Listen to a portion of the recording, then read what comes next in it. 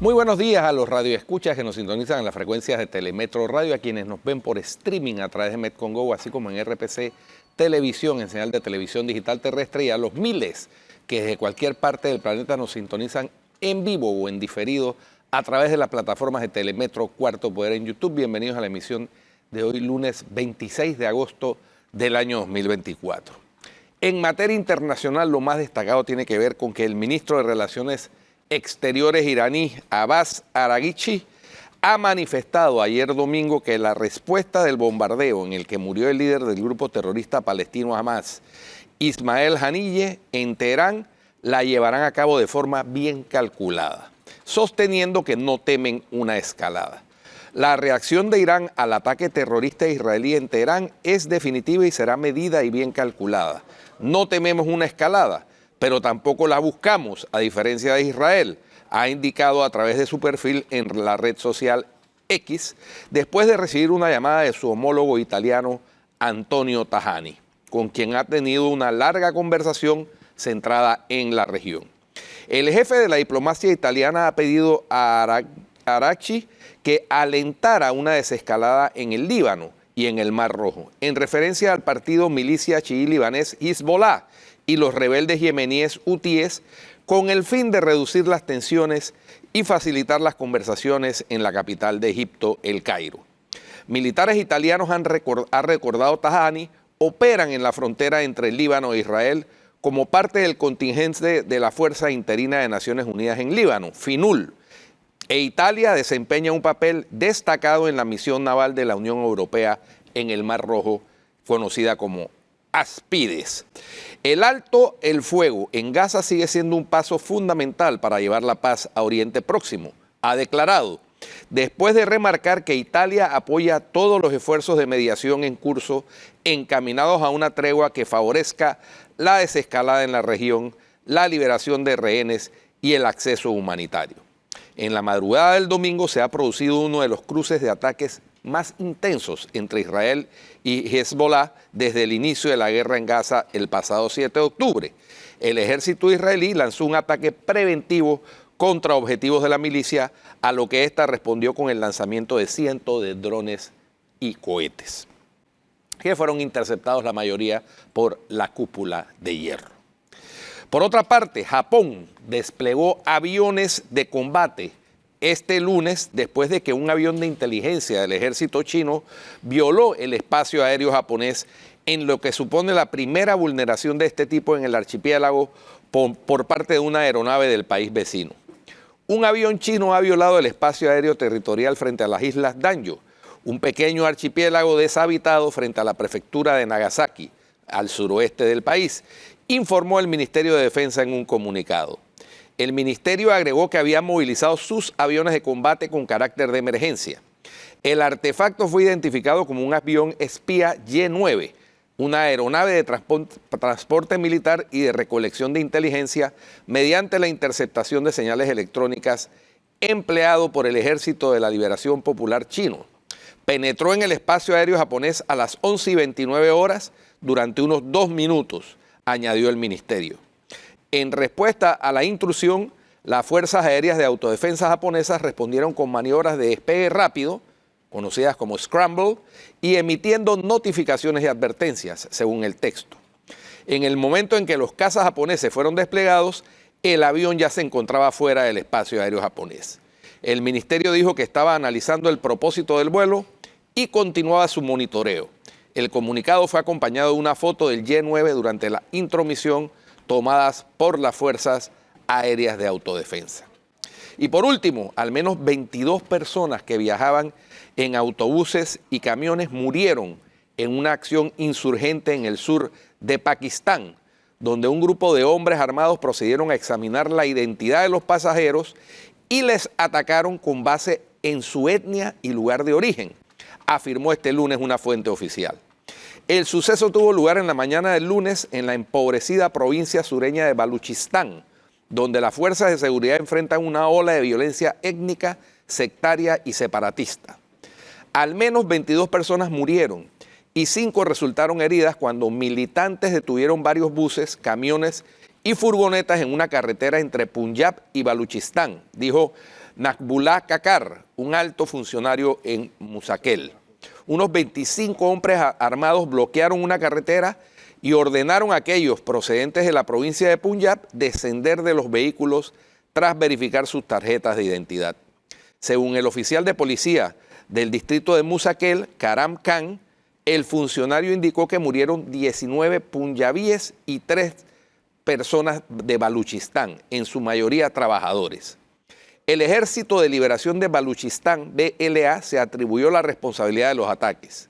El BLA es el grupo prohibido de insurgentes separatistas más activos en la región.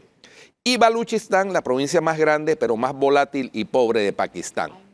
Baluchistán se enfrenta a múltiples frentes de violencia a manos de militantes islamistas, grupos sectarios y rebeldes nacionalistas. Los ataques rebeldes a trabajadores de otras provincias, especialmente a los que trabajan en proyectos iniciados por China en el marco de un plan de inversión de 62 mil millones de dólares, son habituales. Muchas personas de Punjab y otras partes del país se trasladan a Baluchistán para buscar empleo en proyectos dirigidos por empresas chinas. Esas, Flor, las noticias más importantes en materia internacional, signadas todas por una ola de intolerancia que hay en buena parte del planeta. Qué triste, qué triste. Pues sí, en el plano local también hay cosas interesantes pasando, Guido. El tema, me parece que sigue siendo la narcopolítica, el tema que debería, pues, robarnos la calma. Sí, no sé definitivamente, porque esto es una escalada, a propósito de escaladas, que se viene dando desde el año 2010, por lo menos. Recordemos que en ese año, a propósito de la visita del general Álvaro Naranjo, por aquella época comandante de la Policía Nacional de Colombia, el entonces ministro de Seguridad, hoy presidente de la República, José Raúl Mulino, señaló la existencia de políticos vinculados con el narcotráfico o narcopolítica. Y desde ese entonces hasta ahora eso ha venido escalando y hemos visto pues en las revelaciones que se han producido después de la operación Jericó y de la detención, entrega de varios de los participantes, evidentemente hay instituciones del Estado penetradas, otras colaborando, otras sin poder hacer mayor cosa, es decir, lo único que vemos es el Ministerio Público. Evidentemente Javier Caraballo es especialista en el combate a las drogas, esa fue su rama de trabajo durante casi 20 años en el Ministerio Público, de manera pues que eso es lo que está combatiendo el Ministerio Público, pero no pareciera que esté recibiendo toda la colaboración del resto de las instituciones que también están penetradas, ¿no? Vamos a ver si ahora, con las evidencias nuevas que han surgido, con las transcripciones de las llamadas entre el señor Abraham Rico Pineda y su papá, el diputado Raúl Pineda, la Corte Suprema de Justicia hace lo que le corresponde en esta materia, porque, Flor, el Estado no puede quedar impávido ante esta penetración, a menos que queramos experimentar lo que, por ejemplo, está experimentando Ecuador, en donde se ha producido una situación parecida y ha causado la inestabilidad y la inseguridad, incluyendo asesinatos de políticos, asesinato de un candidato presidencial, ¿no? Mira de lo que estamos hablando. Eso mismo pasó en Colombia en la década del 80, en donde la mafia del cartel Galán de Medellín asesinó, por ejemplo, al candidato presidencial Luis Carlos Galán, ¿no? Que se vislumbraba como el siguiente o el próximo presidente de Colombia para las elecciones de 1990. Fue asesinado un 18 de agosto en la ciudad de Bogotá, en 1989. Entonces, si queremos experimentar esas situaciones en Panamá, dejemos correr. Si no queremos, tenemos que hacerle frente. Pero la Corte Suprema de Justicia hace menos de 2 semanas dejó libre a Pineda en este caso, lo soltó por falta de prueba idónea. Sí, en este mismo caso. Yo quiero especular que es que estas transcripciones que... No las conocía. Así es, no se habían aportado. Pero ahora, existiendo estas transcripciones que fueron ventiladas en una audiencia pública, la audiencia de imputación de cargos al señor Abraham Rico Pineda, pues la Corte haga lo que le corresponde. Es el llamado que que cualquier ciudadano responsable debería hacer. Y O pues, sea, ellos no. pueden volver a Sí, abrir... correcto, correcto. El caso simplemente fue archivado por falta de prueba idónea. Si hay Pero una pueden prueba idónea, desarchivarlo.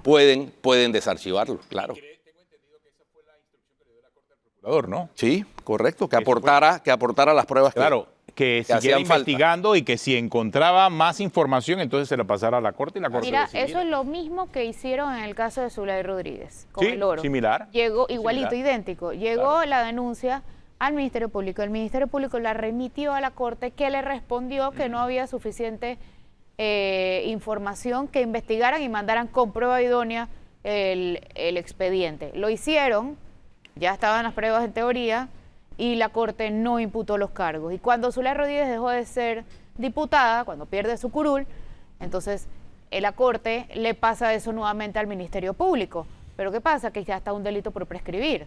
Entonces ahora le toca la corredera al Ministerio Público porque uno de los delitos está por prescribir.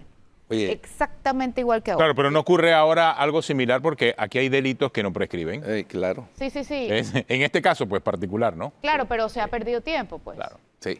Pero, Oye, ojo, el procurador tiene 6 meses para investigar. O sea, Tiene 6 6 meses meses. dentro 6 del meses. proceso en el cual de seguro va a encontrar otros elementos o pruebas Ya vinculantes. sacaron los audios, o sea Sí. que...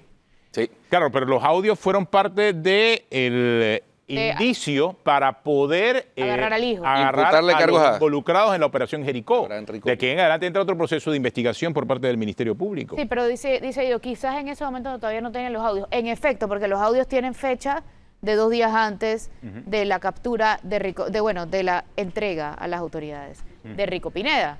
Entonces, en efecto, esas no las tendrían, pero ya con esas, ¿a quién le tocaría entonces actuar después de haber dicho que no había prueba idónea? ¿A la Corte o al Ministerio el No, al Público? Ministerio Público aportarlas a la Claro. Corte y la Corte entonces proceder de conformidad. Es como funciona el sistema.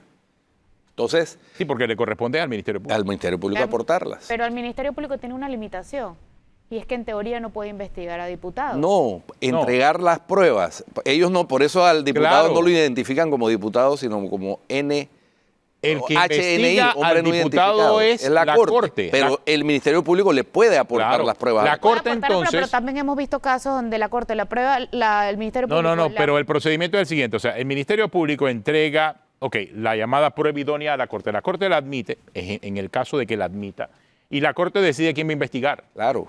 Y la Claro. Corte, Así fue. en otros casos se ha designado al Ministerio Público para que investigue. Sí, O porque se ellos no designa son a un ente magistrado. investigador, sino fiscalizador. Claro. Flor, Pero ocurre, es que ocurre en así todas las como- jurisdicciones. Por ejemplo, en la jurisdicción de cuentas, cuando yo era fiscal de cuentas y me encontraba con un diputado, tenía que compulsarle copias a la Claro. Corte, porque yo no podía investigarlo, para que la Corte evaluara si tenía Claro, suficientes pero así pruebas. como ha pasado que la Corte le devuelve al Ministerio Público el expediente para que busque más prueba idónea, también ha pasado que, por ejemplo, el caso de Viviouten, del Parlacén, cuando él lo agarraron en Panama Ports, Ujú. el año, creo que 2021, que ya estaba en el Parlacén, la captura fue infraganti, porque él se metió a la fuerza Y no había las prueba idónea. instalaciones. Correcto. Sí. ¿Y qué pasó al día siguiente? Lo soltaron porque la detención había sido ilegal. Claro.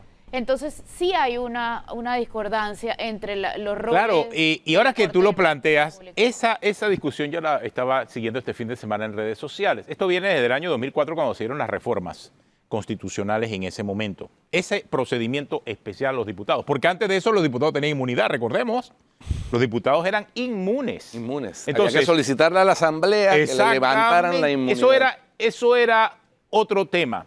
Antes Se del encontró un 2004. punto medio y el punto medio es el que nos encontramos desde hace 20 años. O Es sea, que se crea a un ver, procedimiento especial. Antes antes del 2004 no los investigaba ni el Ministerio Público. No, nadie. No. No, había Había un que procedimiento, pero había que Eso. solicitarlo a la A la Asamblea. Asamblea, levantamiento de la Que- inmunidad. Había una logia allí, entre ellos se protegían, eso era imposible. Creo que hubo casos, me parece que hubo un diputado por allá, Un creo que caso, lo mencionó ayer Mario Patricio Miller, Candanedo. Mario No, Miller. No, Y el Patricio del- Candanedo el mencionó del lo del 93, 93, que tenía el del inmunidad. 93 es el de Darien. Sí. Ah, Con bueno, Miami, sí. las tucas de madera. Y eso porque a ese diputado lo encontraron, lo detuvieron en Infraganti. Miami, en Estados Unidos, en territorio norteamericano. Y eso Infraganti. provocó, o sea, y ahí no existía el concepto de prueba idónea como tal, pero era evidente lo que tenía que hacer en ese momento Pero lo de la Viviouten Asamblea. también. Claro, pero Eso fue después del procedimiento especial, después de 2004. Entonces, o sea, estamos hablando de dos momentos. Hasta el 2004 tenían inmunidad. Tenían inmunidad. Los podían una investigar, inmunidad, pero pidiendo autorización a la Asamblea. Una inmunidad que era heredada de los tiempos de la dictadura militar, por cierto. O sea, de todo aquello de antes de la dictadura militar, y, o sea, todo lo que era la época republicana y todo lo que habían conseguido los diputados, que es más, hasta se le llamaba honorables, tú recuerdas, ¿no? Honorables diputados. Todo eso se eliminó después del 2004. Todavía. En teoría, pero ya no es constitucional. Lo de honorable. Ahora es por pura es por protocolo. Por manzanillería. Se le decía honorable a los diputados y se le era honorable a los representantes. Honorable representante. Se le ponía HL porque era honorable legislador y LS. Y el HLS. Exactamente. Y las placas adelante lo decía. Ahora es por un tema de protocolo, pero antes era un tema inclusive constitucional. Eso después pasó, decantó en lo que tenemos hoy en día, pero después de 20 años nos hemos dado cuenta que debe ser producto de otra reforma. Y en esas reformas futuras a la Asamblea que se quieren hacer, impulsadas quizás por este gobierno, digo quizás porque creo que el presidente se refirió a eso, un nuevo modelo de Estado, pudiese estar el tema de que ya los diputados simple y sencillamente entren a la justicia regular. Claro. O sea, que se han investigado como cualquier otro ciudadano. Que lo investigue el Ministerio Público. Ya, exactamente. Es que eso nació mal, eso de que la Corte nombra un fiscal magistrado. Y eso debe aplicar, no solamente... Fíjate que a Patricio Candanedo, que fue fiscal antidrogas, ayer en el knockout también le dice a Flor lo mismo que nos dijo a nosotros Ana Matilde Gómez. Curiosamente. ¿Qué cosa? Que los magistrados no son una entidad de investigación especializada. Claro. Son juzgadores, no saben cómo investigar. No tienen técnica de investigación. No han desarrollado herramientas, no han desarrollado el conocimiento para investigar. Incluyendo aquellos magistrados que han pasado por el Ministerio Público, porque eso se olvida. Si no se ejerce diariamente, se va a olvidar. Y lo de la Corte que nombra a un fiscal. A un fiscal que se encargue del tema, exactamente es lo mismo. Es el mismo proceso, sí. Por eso. Si nombrar a un fiscal del Ministerio Público. Por eso. Claro, eso lo puede hacer, pero casi nunca lo hacen. Exacto, que esa es parte del problema. Es que nunca por lo general nombran un magistrado fiscal que comienza a improvisar sobre la marcha. Pero podrían poner a un fiscal del Ministerio Público. Sí pueden, la ley lo permite, correcto. Oye, hablando un poquito de tiempo también, quedé un poquito sorprendido de ver cómo en el gobierno de Néstor Cortizo se duplicó la deuda pública, prácticamente. Espérate, te acabas de enterar. No, pero es que... No, ¿Te acabas de enterar o ya lo realizaste? No, lo acabo de realizar. O sea, 26.000 millones de dólares era en el 2019. Pero seguro. 26.000 y ahora son 51.000, o sea, 25.000 millones más. Pero mira, más allá ¿Dónde están esos 25.000 millones? Exacto, Guido. No, ¿dónde están esos 25.000 millones? Ese es el Porque es que los otros 26.000, más o menos uno los ve con sobreprecio, ¿no? Por ahí está la línea 1 del metro, la línea 2 del metro. El problema no es la duplicación. Las carreteras, los puentes, etc. El problema es que el Producto Interno Bruto no creció, es más, decreció. Uno. Segundo, perdimos hasta grado de inversión. Y tercero, nadie supo en qué se utilizaron los 25.000 millones porque se utilizaron para pagar gastos de planilla. No hubo inversión allí, casi no hubo inversión. Impresionante. O sea, se estaba pidiendo plata para pagar planilla. 330.000 empleados públicos había hasta el cierre del gobierno del señor Laurentino Cortizo. Obviamente, pues esa cifra ha caído, me imagino, en los últimos meses, entre lo que pasó en la alcaldía y demás, pero todavía no tenemos el número exacto en cuánto ha caído. Pero hay un tema grave. Hoy Heraclio Bustamante... O sea, pero vale la pena, Guido, porque tú acabas de... No, es que me conmovió ver esas dos cifras una al lado de la otra, ¿no? Y encima los 500 millones de la mina también lo utilizaron. Hoy Heraclio Bustamante va a presentar una, no sé cómo llamarlo, denuncia para que se cite al señor Cortizo para que diga en qué se gastaron los 500 millones de la mina, pero es que se gastaron 25 y de la forma en que en los 5 años, 500 millones en Unachi. Y de la forma en que el país se enteró. Eso salió en el marco de la conferencia de prensa del jueves del presidente Mulino. Sí. Y mejor que él aclaró, porque yo pensaba que se lo había gastado este gobierno. Dio la impresión que se lo había gastado. Y después aclaró, porque me imagino que cayó en cuenta y la gente va a pensar que fui yo. 500 millones se gastó la Unachi en los últimos 5 años, por ejemplo. ¿No? ¿Con cuáles resultados? Ahí está el mejor ejemplo, no es un tema de inversión. Desde el punto de vista académico me refiero, porque evidentemente resultados para los que devengaron esos 500 millones los verán los vecinos. Tú te endeudas para invertir y para generar economía, para generar empleo, para que el país crezca, produzca, pero al final no te endeudas para generar más gastos. Eso fue lo que ocurrió. Tamaña tarea que tiene el ministro Felipe Chapman por delante. Una tarea, después una de este tarea realmente despilfarro titánica. inclemente de estos últimos. Es más, ya advirtió que el presupuesto para el 2025 va a ser menor que del 2024. Es que tendría que ser menor. Tiene que ser menor. Un presupuesto Pero inflado. a la par, el Estado tiene compromisos y el Estado tiene que hacer inversiones, porque si queremos empujar el Producto Interno Bruto, empujar la economía, el Estado tiene que invertir también. O sea, este es el gran desafío que tiene por delante el ministro.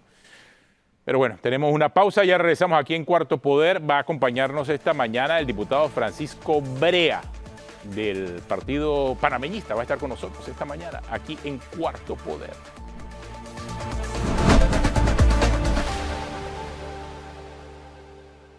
Bueno, mira, así están los baños de Tocumen. No, ¿de verdad? ¿Te acabas de enterar como Guido? Sí, también me acabo de enterar. Qué digo que cochinada, no, ¿verdad? O sea, digo, está bien, pero ¿Qué está bien? No, que no evidentemente- hay tapa, no hay nada. evidentemente no hay Espérate, que hay tapa. otra foto. No hay tapa, el sensor no funciona. El piso todo porque mojado. Si no, no Eso. estuviera. Mira, Es parece... una vergüenza. Me parece fatal. Es una vergüenza porque se le paga a una empresa para que limpie esos baños. No hay ninguna... De Rico Pineda también. No sé, pero si era esa, pues no funcionó. No sé ¿cómo cuál es? será la empresa. Servicios múltiples. ¿Cómo es que se llama? Servicios múltiples incluye jardinería, Pero la mensajería, empresa que se le compra de pague, colchones. la empresa que se le pague para limpiar los baños del aeropuerto de Tocumen, yo me imagino que ya no debe estar allí. O sea, yo me imagino, porque era en el gobierno pasado y no funcionó un solo baño, porque estos año tras año lo repetimos y es una porquería Pero realmente. bueno, vamos a pedirle al director de Tocumen que si le queda un tiempito, no haga Que se dé una vuelta por los sanidad. baños, porque es que yo no me... o sea, si tú eres el administrador de Tocumen S.A., O sea, no puede es ser. inaceptable que tú no te des una vuelta por los baños Mira, y le no- llames la atención a la empresa que es responsable Hasta de puede ir en limpiarlos. el carrito blanco que usó Exacto. otro día para huir. Sí. No tiene tapa y además el sensor no funciona. Porque No, por mira eso, ese- por mira eso ese- por eso la cadena o sea, no ha tú caído. como turista- No ha desaguado. Mira, tú como turista llegas a este país, Y de plomero. sí, ya veo, en el aeropuerto y te das cuenta yo con soy esa do it porquería. yourself, tú sabes. Mira, Yo soy el que reparo todas las cosas en mi casa. En el Hasta que me vence y estoy llamo al plomero. Los aeropuertos son las imágenes de los países y uno que llegue al aeropuerto de Tocumen y se encuentra con esa porquería, eso no tiene nombre. De verdad No, que no, es no. asqueroso. Sí, Y hay otra denuncia de asquerosidad Y también. esa ¿Dónde, Pavel? y esa en la terminal nueva, Flor. Esa es en la terminal. En la terminal nueva no queremos pensar como No, en la- no, no, en no, la no, no, uno. ni te metas en la terminal vieja. No, esa Ni es te la metas nueva. en la terminal esa es Qué la nueva. vergüenza. Óyeme, también aquí me estaban cuestionando porque dice cómo es que nosotros estamos hablando de los 25 mil millones y la pandemia, comenzamos a sacar cuentas. Ah, ya la De vida. la pandemia se utilizaron como 2.500 millones para el tema del vale alimenticio y todo aquello. Sí, sí. Hace pandemia. Las bolsas de Hay comida, como 500 etcétera. millones más para las vacunas. Así Ahí es. hay 3.000 millones. 3.000 millones. Y pongamos que entre una entidad y otra hubo 500 millones más, 3.500 millones. ¿Y el resto? ¿Y el resto? Estamos hablando de 25 Démosle millones. el beneficio de la duda de la línea 3 del metro. Hay Que como haya- 3.000 que millones haya más. 3.000 pero si millones eso no más. quedó. Está y bien, el pero resto- vendámoslo para... ¿Y el resto? Y el resto, Ayúdalo. 18.000 millones. ¿Dónde 18.000 millones. están? ¿Dónde están? Oye, es el mismo componente que se acumuló de deuda pública desde el Endara ¿Eh? hasta Varela. Así Básicamente, es. en 5 años. No, Ellos se gastaron en 5 Hombre, lo que no. en 20 ya habían... O sea, en 5 años gastaron más que en 20 en deuda. En deuda nada más. Estamos hablando de la deuda Increíble. pública. Y por eso sacamos muy a la ligera el tema de los gastos de la pandemia. Pero no estoy hablando de números al vacío. Es la data realmente oficial. Cuando uno busca cuánto se gastó en el vale digital y todo aquello en estos años, 2.500 millones. Ahí está el número. Búsquenlo. ¿Y cuánto se gastó en la vacuna? 400 y pico, 500 millones para redondear. 3.000 millones ahí. Ese fue el gasto nuestro en la pandemia. Que si hubo contrataciones y otras cosas, eso es otro tema. Que debieron actuar con mayor discrecionalidad es otro tema. Que debieron actuar con mayor austeridad porque estamos viviendo una situación crítica en el mundo es otro tema.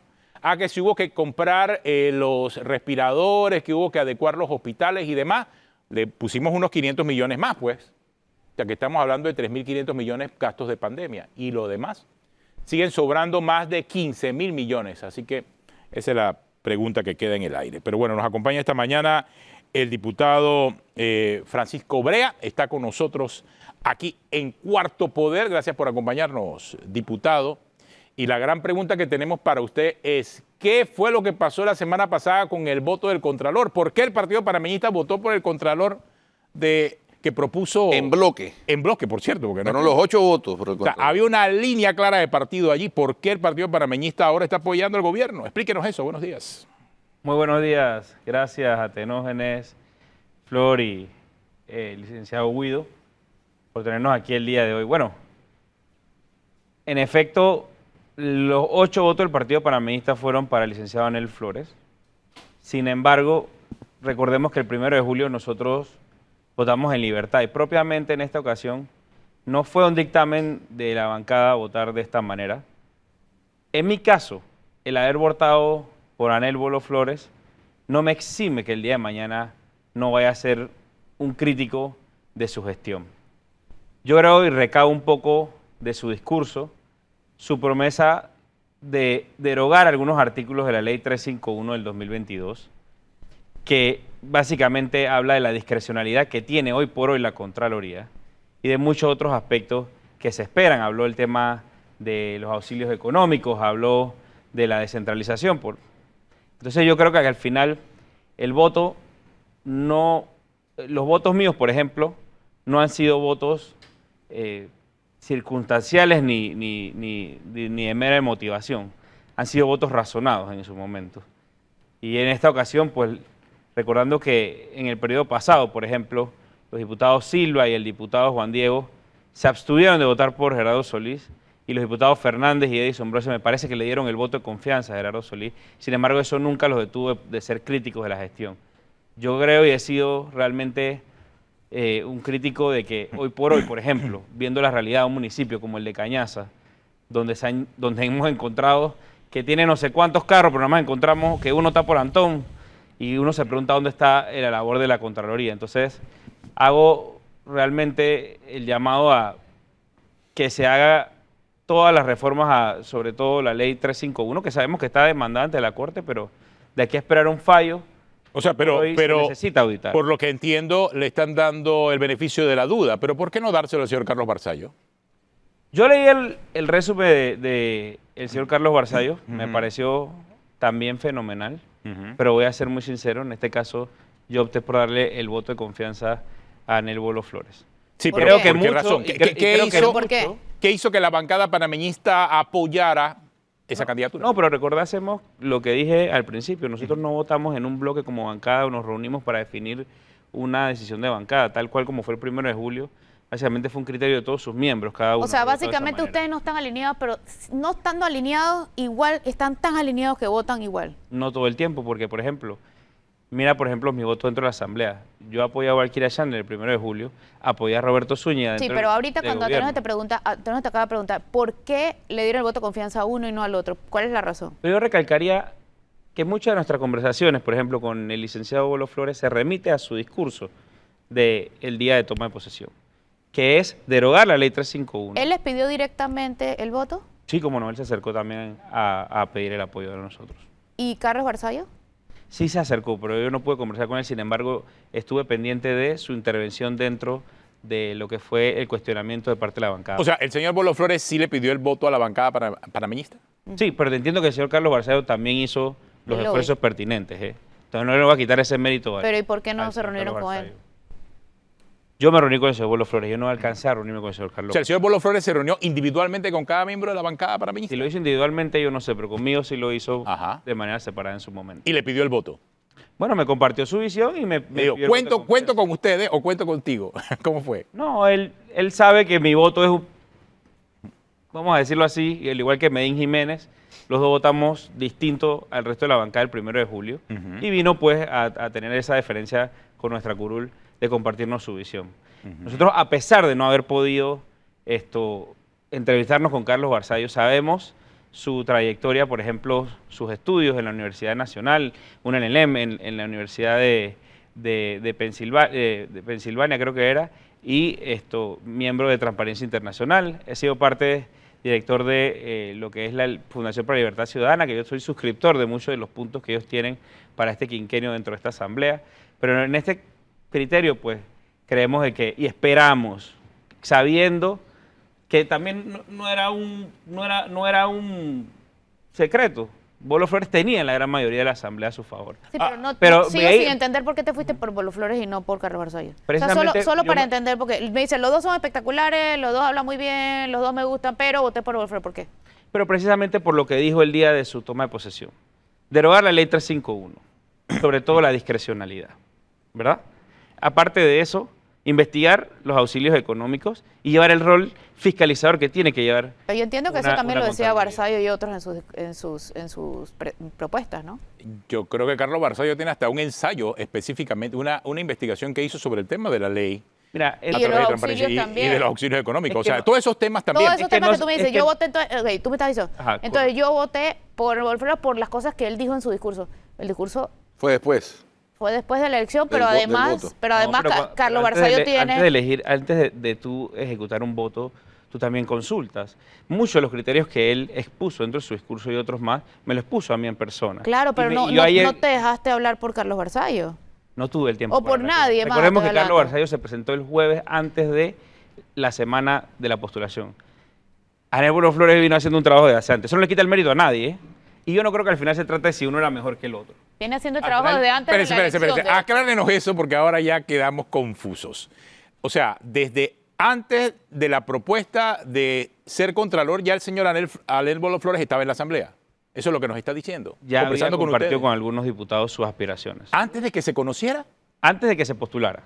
Pero antes no de mucho tiempo postular. antes, O sea, porque ya él estaba en la Asamblea antes de postularse. en la Asamblea no le puedo decir que lo haya visto ni ahora, ni hasta ahora que se juramentó. Pero Ajá. sí, sí haciendo su Él estaba trabajo, haciendo ¿no? lobby, él estaba haciendo lobby. Pero Se estaba había haciendo reunido. lobby mal, desde que que tampoco Mulino está mal. empezó a No, correr. no, Cualquier por lo visto. Chandler, Pues, ojo, hay cualquier libertad de Chandler- reunión en el país. O Le voy a sea, decir uno una se puede cosa. reunir con quien le dé la gana. Le voy a decir una cosa, licenciado. No, pero espérate, Guido. No. Es que, espérate, hay un tema de términos y hay un tema de tiempos.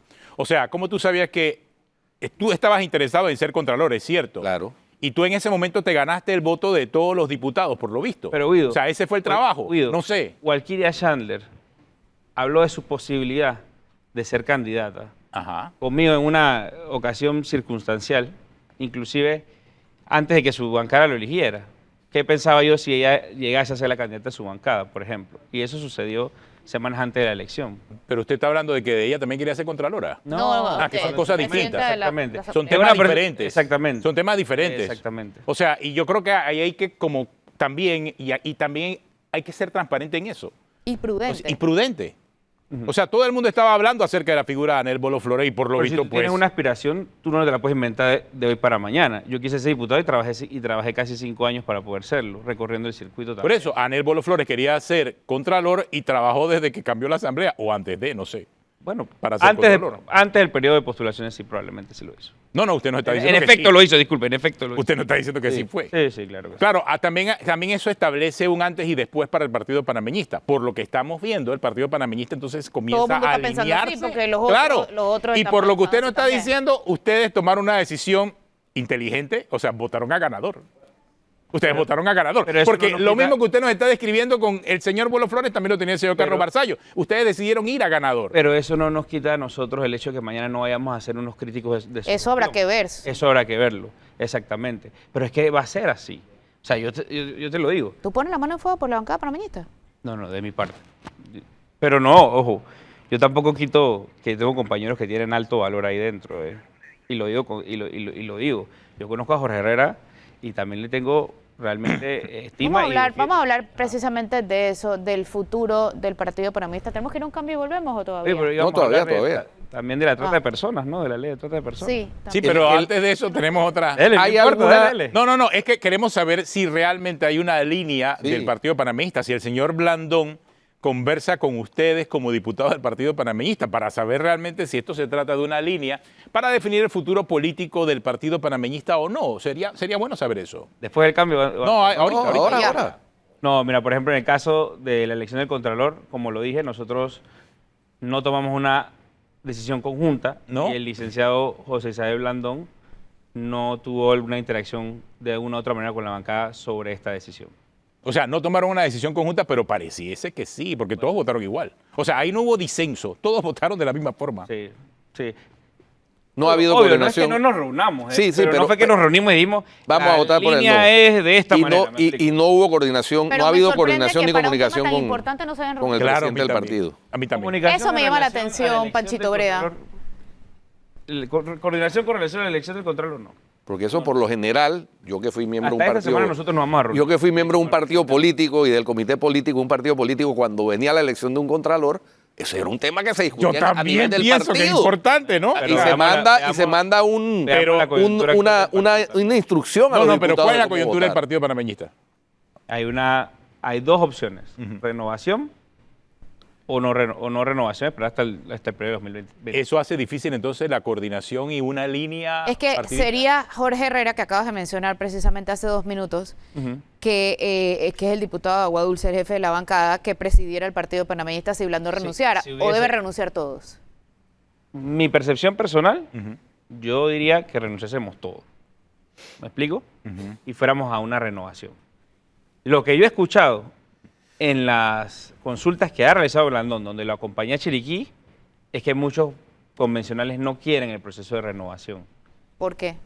Porque como decía Albert Einstein, si sigues haciendo lo mismo, te vas a equivocar. Pero no puedes esperar resultados distintos haciendo el mismo procedimiento. Ese es el sentir de muchos de los convencionales. Sin embargo, veamos, ¿no? Yo solamente he ido a 2 consultas. No tampoco sé el resultado. Pero de entonces, todo. pues, por lo visto no hay línea. En el caso, por ejemplo, del PRD, obviamente ahí está su presidente, el presidente del partido está allí. Yo me imagino que Benicio Robinson una vez manda la línea y esa es inmediata. Pero mira, en el caso del Partido Panameñismo, el caso del CD no pasa igual, Hay porque ambos demasiadas partidos, claro, ambos partidos tienen a su dirigente fuera de la Asamblea. Claro, Por lo pero que usted mira- nos está diciendo, Blandón no tiene comunicación con la bancada panameñista y la bancada panameñista anda por su lado y Blandón, ¿quién sabe qué piensa? No, yo no he dicho que Blandón no tenga comunicación con la bancada. Por ejemplo, esta semana nos vamos a reunir. Para la elección del Contralor, nosotros no tuvimos alguna comunicación cualquiera con el licenciado Xavier Blandón para definir una línea que trazase una decisión de la bancada. Ni tampoco con Jorge Herrera. Bueno, Jorge es parte de la bancada. Por eso, ustedes sí se reunieron en la bancada. Pero es que no nos reunimos para tomar una decisión en bloque. Pero, ok, te pregunto algo. ¿Tú no crees que es extraño no reunirse para tomar una decisión en conjunto para un tema tan trascendental? Bueno, es que así vinimos el día que decidimos haber dejado en libertad a los miembros en base a sus criterios Claro. el 1 de julio. Ok, hay otra cosa que me dice, mira, tú pones un escenario y es que renuncien todos y la otra posibilidad es que no Nos vamos hasta el renuncien. 2027. Ok. O que renuncie. O que renuncien algunos, que Ajá, a exactamente. eso voy, que es lo que vendría si renuncia la directiva completa, sería una elección de la directiva nueva, que seguramente sería antes de febrero del 25, siendo una directiva transitoria hasta el 2027, pero esa directiva es clave por lo que representa la renovación real. Jorge Herrera quisiera, y me dice la persona acá, que Blandón renuncie, pero nadie más renunciaría, y como él es el vicepresidente, entonces él quedaría siendo presidente hasta el 2027.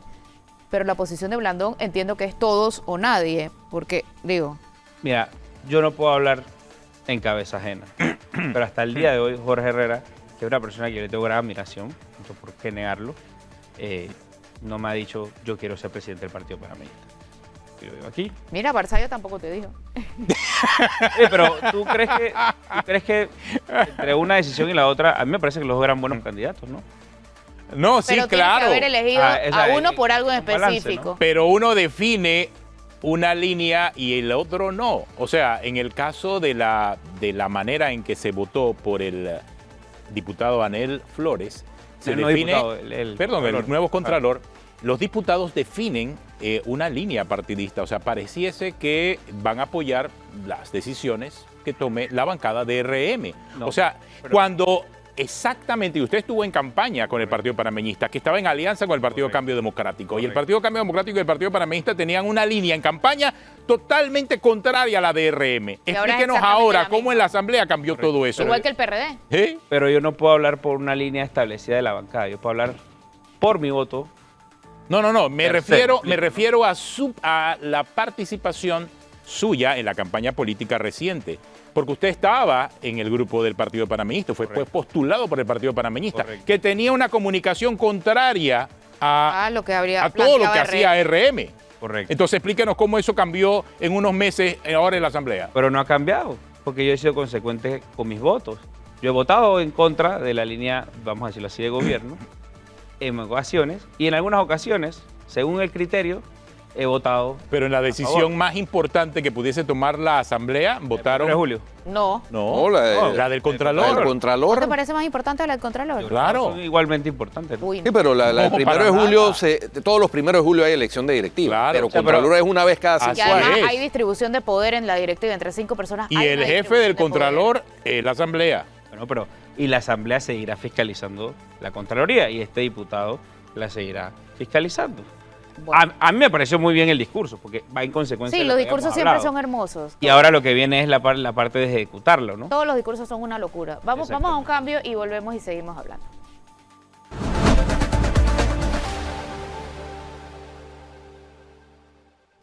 Ya de regreso con más. Mira el otro video de la cochinada. ¿Y eso dónde es, Flor?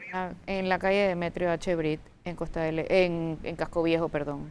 Es en el Casco Viejo.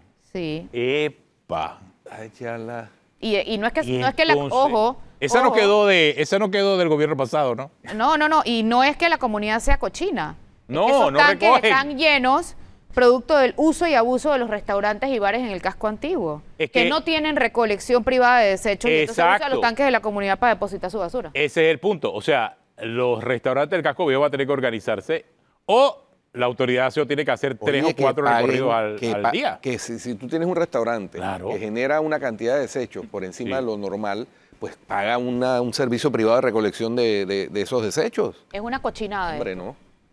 No hay derecho. Y los vecinos se quejan y se quejan y se quejan y nada. Al parecer, la autoridad de aseo se debería o se va a hacer eco de la denuncia de los residentes, que son bastantes, para multar a los restaurantes. Pero esto lleva semanas así y nadie hace Sí, absolutamente por ahí nada. circuló un video de incluso de donde se veía bajando estas basuras de vehículos que evidentemente Y vienen vienen y de los otro tiran. sitio.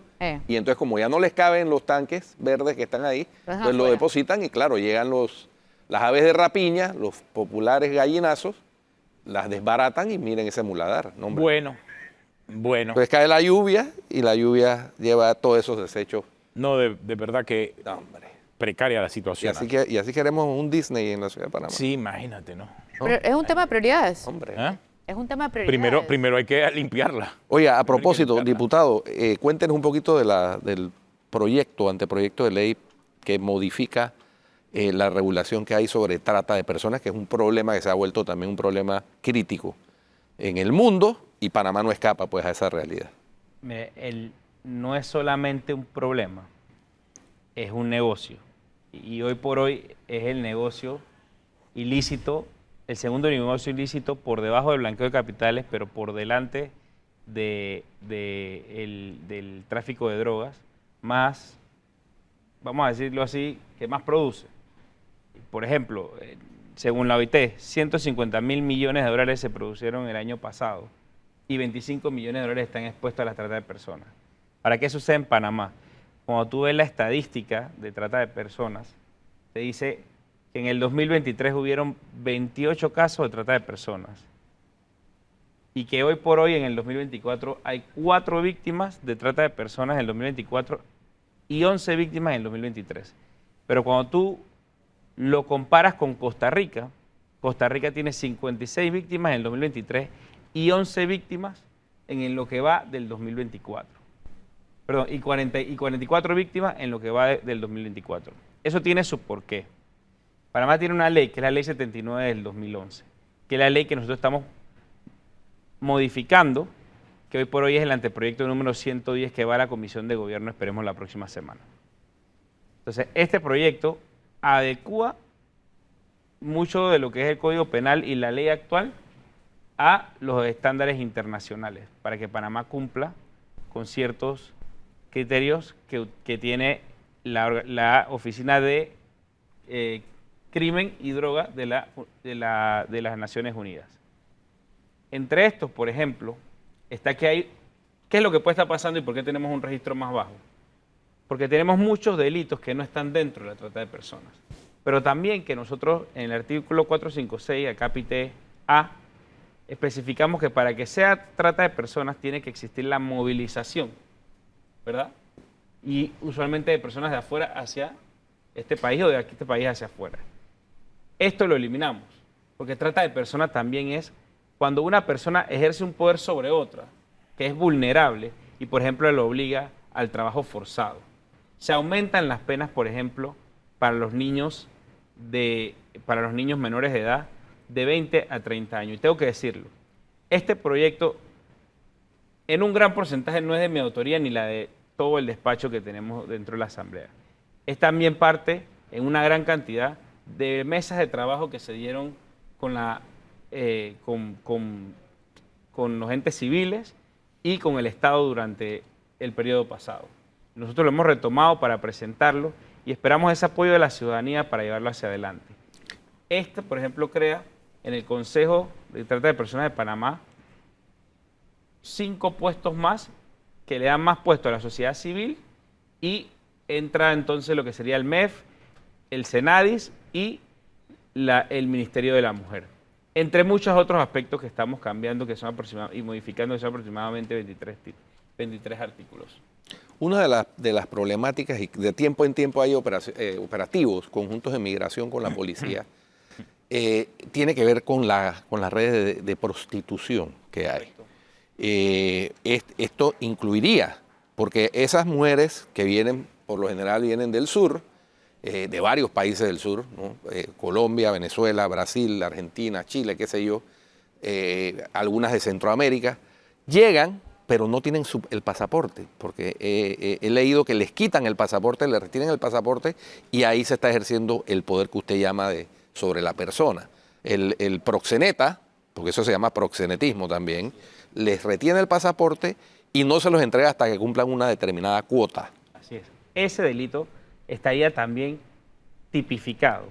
Todo lo que sea la generación de dinero a causa de utilizar a otra persona, ejerciendo poder sobre esta, como por ejemplo retirarle el pasaporte, vendría siendo parte de un delito de trata de personas. Pero también, por ejemplo, el matrimonio forzado, también viene siendo un delito de trata de personas.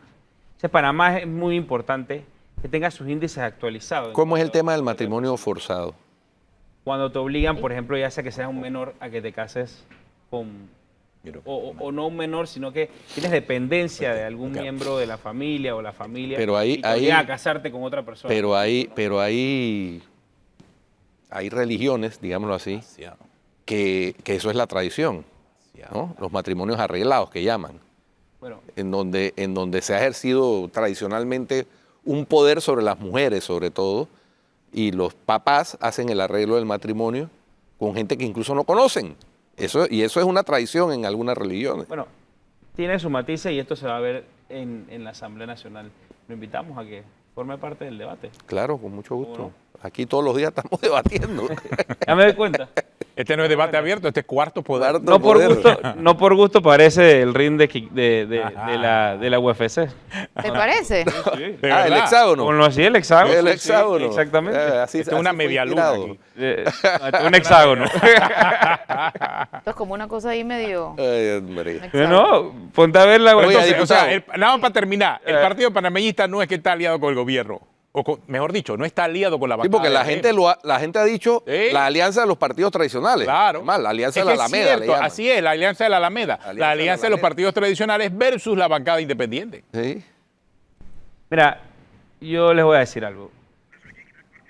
Y tal vez me podría estar extralimitando un poco, pero lo que yo pues veo en el criterio de mis compañeros ha sido en su criterio, apoyar la gestión de gobierno en este primer año. Veamos hacia adelante, pero si hay un trato de gobernabilidad, yo no puedo decir que yo he sido, o sea, que yo tenga conocimiento, que se están dando estas cosas. No, pero ya estás diciendo que sí hay un criterio de vamos a apoyarlos el primer año.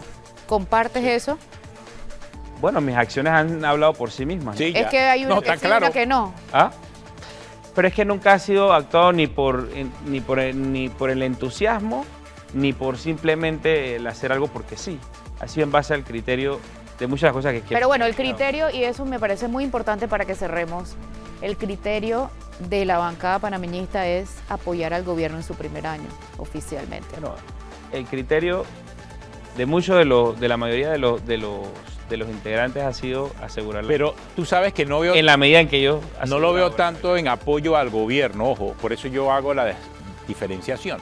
Apoyar a la bancada RM en la Asamblea, en este momento. Pero es que en este momento esa es la bancada de gobierno. No necesariamente. En este momento. O sea, pero en el futuro y en que este ver instante quizás hay que leer de una forma mucho más delgada las líneas que presenta este guión. porque habría que ver, ¿no? Yo sí lo que creo es que la bancada panameñista y CD está apoyando a la bancada RM en la Asamblea, al igual que la bancada del PRD. Por eso es que hablamos de una alianza completamente de los partidos tradicionales. Hasta el Molirena, bueno, el diputado Molirena también está ahí. Y el 50% de la bancada PP también. Está metido allí. Bueno, muchas gracias. Es uno. El otro 50% está con la bancada. Muchas gracias, diputado Brea, por gracias a aceptar la ustedes invitación. Se nos acabó el tiempo. Si usted sigue en Telemetro Radio, siga con los muchachos del Bronx y en RPC Televisión, El Gordo y la Flaca. Hasta mañana.